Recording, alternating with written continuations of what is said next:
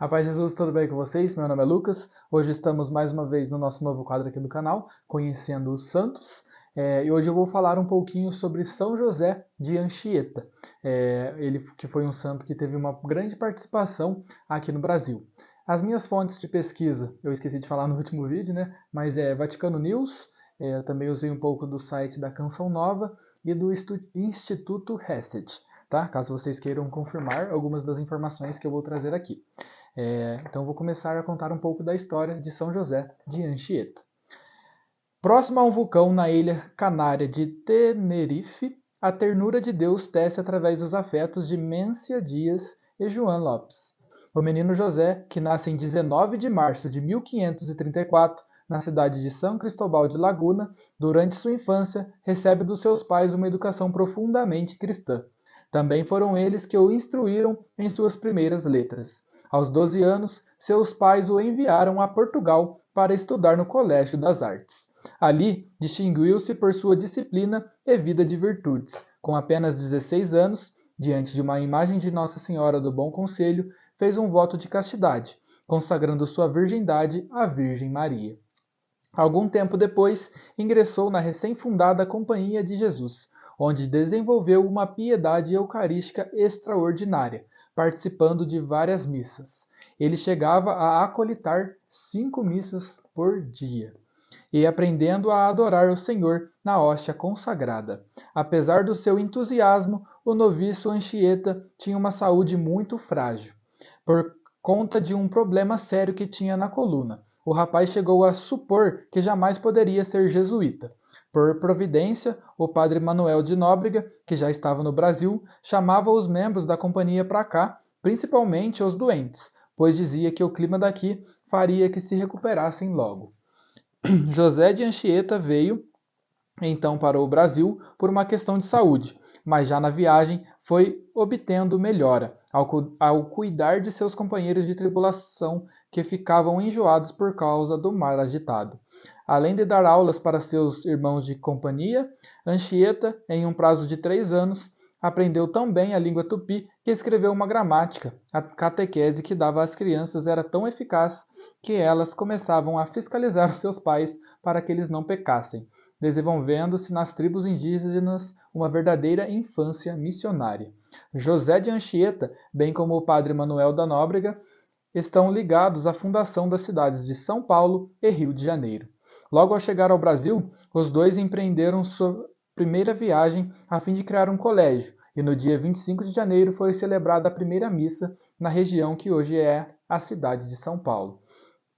O impulso missionário de Anchieta não cessava de engendrar novos cristãos. Era cada vez maior o número de índios que, admirados pelo seu celibato e pelo testemunho dos missionários, lhe pediam o batismo. São José de Anchieta fez resplandecer o brilho da castidade. Em voto a Nossa Senhora, prometeu que contaria sua vida em versos, caso ela guardasse intacta a sua pureza. Por isso, Anchieta é retratado escrevendo nas areias do mar. Foi aí que ele compôs 5.786 versos em honra à Mãe de Deus, antes de passá-los ao papel. Para se manter puro, Anchieta serviu-se de 3 armas, que continuam válidas para os sacerdotes, seminaristas e demais cristãos que querem guardar a castidade. A primeira, a oração. Ele empunhou especialmente ao escrever com esmero a capacidade extraordinária tantos versos da Santíssima Virgem. A segunda, a penitência. Ele praticava cotidianamente através de jejuns, vigílias e do uso do flagelo e do cilício, como escreve o padre Armando Cardoso. Anchieta, que não tivera medo do bárbaro, teve medo do bárbaro dentro de si. A terceira, o apostolado. Ele usava incessantemente ensinar os índios a fugir e evitar o pecado. Fez no fim das contas que ele mesmo se convertesse mais e se santificasse. Então essas são 3 armas que ele usava para conseguir manter a sua vida de castidade.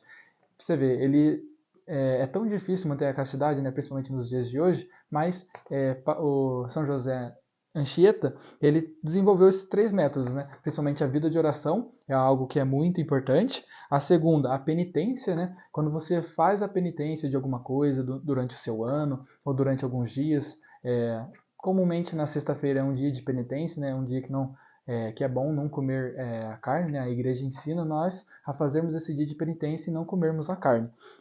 Então, esses pequenos gestos, também o apostolado, né? Ensinar outras pessoas a doutrina cristã, ou pregar, ou falar sobre Deus, também é algo que nos ajuda a manter-nos castos, né? Conforme a gente vai conhecendo mais a Deus na leitura da Bíblia e em muitas outras coisas, a gente vai se tornando pessoas mais próximas de Deus e com isso tentando ao máximo evitar o pecado, principalmente o pecado contra a castidade.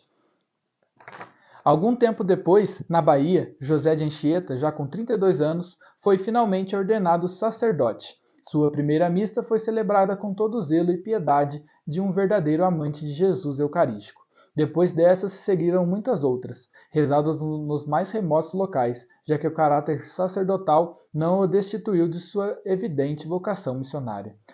Um fato muito interessante, né, é que por mais que ele tivesse uma doença debilitante que o tornava uma pessoa muito frágil, mesmo assim ele saía em diversos tipos de missões, fazia altas peregrinações pelo Brasil, né, e afora, né, você vê, ele saiu lá de Portugal, veio para o Brasil, então mesmo com a saúde frágil, ele ainda se esforçava ao máximo para evangelizar as pessoas.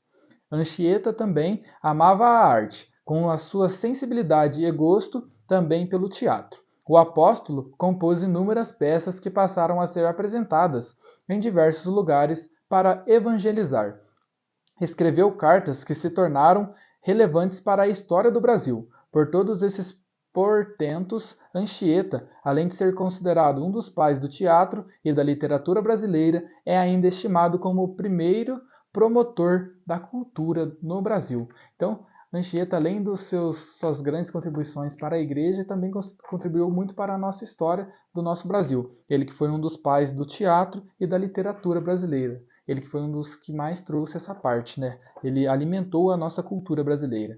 Sua capacidade de mandar até sobre animais selvagens rendeu-lhe a alcunha de Primeiro Adão, que é um título. Em sua própria explicação, o homem obediente a Deus tem todas as criaturas subjugadas. Mais impressionante que seu poder com os animais, entretanto, era sua extraordinária capacidade com os índios. Em Iperoig, sozinho, quando os índios irados se aproximaram para matá-lo, eles imediatamente se detinham, olhavam para o seu rosto e desistiam de seu intento. Várias vezes, sertão adentro, índios selvagens se pacificavam tão somente com a sua presença.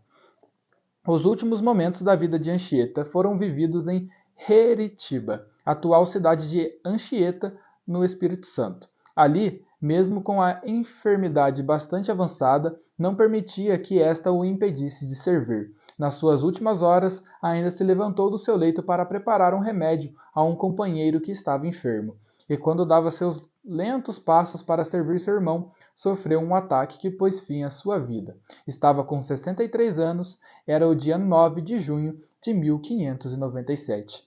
Ao receberem a notícia de sua morte, os indígenas acordavam de madrugada, batiam nas portas um dos outros e diziam: morreu o nosso pai, morreu quem nos amava, morreu aquele que deu a vida por nós.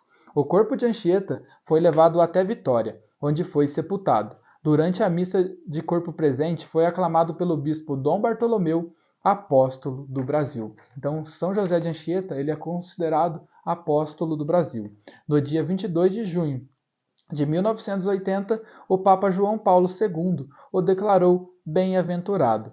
Em 3 de abril de 2014, após mais de 4 séculos de espera, Francisco, o primeiro Papa jesuíta da história, canonizou o jovem canário que veio ao Brasil aos 19 anos e plantou o nome de Cristo no coração da nossa nação.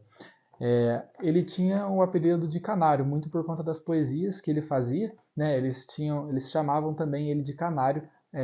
Aqui no Brasil, o pessoal que vivia junto com ele chamava ele desse nome por conta de muitas poesias que ele fazia, principalmente esses versos que ele fez para Maria. Gostaria de fazer alguns comentários, né? mais uma vez, né, vê-se a importância da família, né, bem no início da vida, a família que planta a doutrina cristã no coração de São José de Anchieta, né, que mais para frente ele vai desenvolvendo, né, e criando cada vez mais amor pela igreja, mais amor por Jesus Eucarístico, né, principalmente. Você vê, ele participava até de 5 missas como acólito num dia. Nossa, que benção, né? Você conseguir participar de 5 missas num dia só. Às vezes nós conseguimos participar da missa uma vez por semana, uma vez no domingo, e né, achamos que nós já achamos que já tá bom, né? Mas sempre devemos buscar mais. Muitos dos santos buscavam bastante, né? A Eucaristia diária, que é algo que é santificador para todos nós. Muitos dos santos também eram devotos a Maria e tinham ela realmente como a mãe deles, a prestigiavam bastante e tinham-na no coração como sua própria mãe e sempre pediam proteção e que ela os guiasse nos caminhos de Deus, né? Agora eu vou fazer uma oração de São José de Anchieta para nós podermos finalizar o vídeo. São José de Anchieta, tantos foram os milagres e as curas que Deus concedeu-te realizar ao povo brasileiro. Por toda a sua dedicação e entrega a nos trazer o Cristo, eu te peço que continue a olhar do céu por toda a nossa nação, que nos traga com a leveza da arte e da poesia o desejo de também nos entregarmos a Deus e aos seus desígnios. Amém. São José de Anchieta, rogai por nós.